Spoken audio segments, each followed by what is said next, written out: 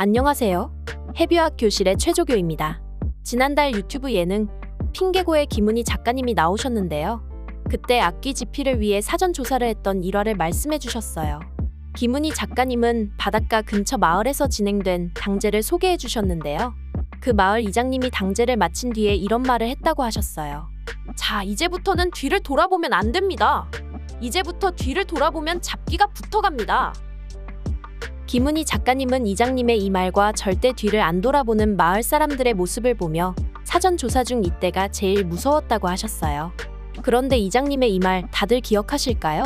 바로 악기 사화에서 염혜상 교수님이 마을 어르신들에게 했던 말이잖아요. 집으로 돌아가실 때 절대 뒤돌아보지 마세요. 땅만 보고 걸어가셔야 합니다. 절대 뒤돌아보지 마라. 뒤돌아보면 귀신이 붙는다. 이 말은 괴담에도 종종 등장하는 말인데요. 제가 가장 좋아하는 프로그램 중 하나인 심야괴담회에서도 이런 말이 담긴 에피소드가 나온 적이 있어요. 그래서 그 괴담을 소개해드리려 합니다. 2021년 7월 15일에 방송된 심야괴담의 18회 속 에피소드인데요.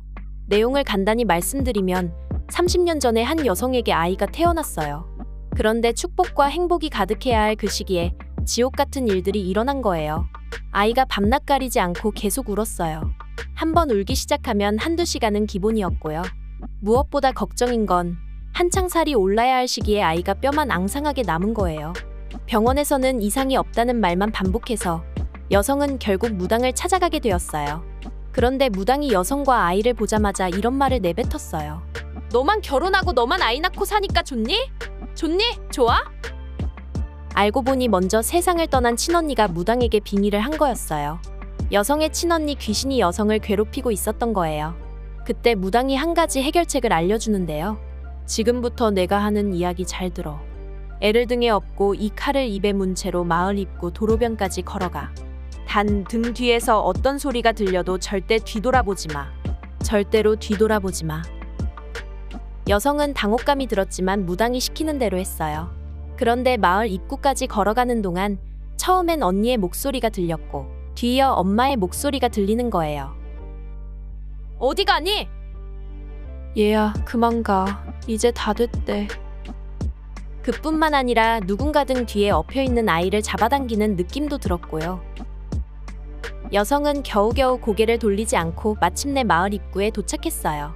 그제야 천천히 고개 돌려 뒤를 돌아봤는데 아무도 없었답니다.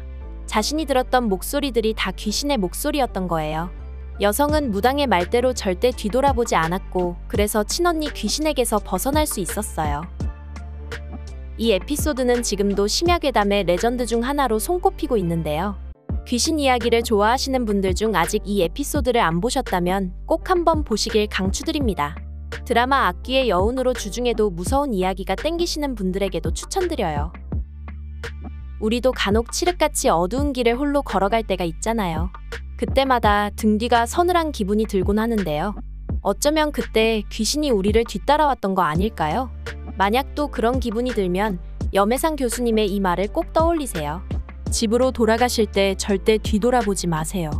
땅만 보고 걸어가셔야 합니다. 저는 앞으로 더 신박하고 새로운 시각의 리뷰로 돌아올게요. 끝까지 시청해주셔서 감사합니다. 해뷰학 교실의 최조교였습니다.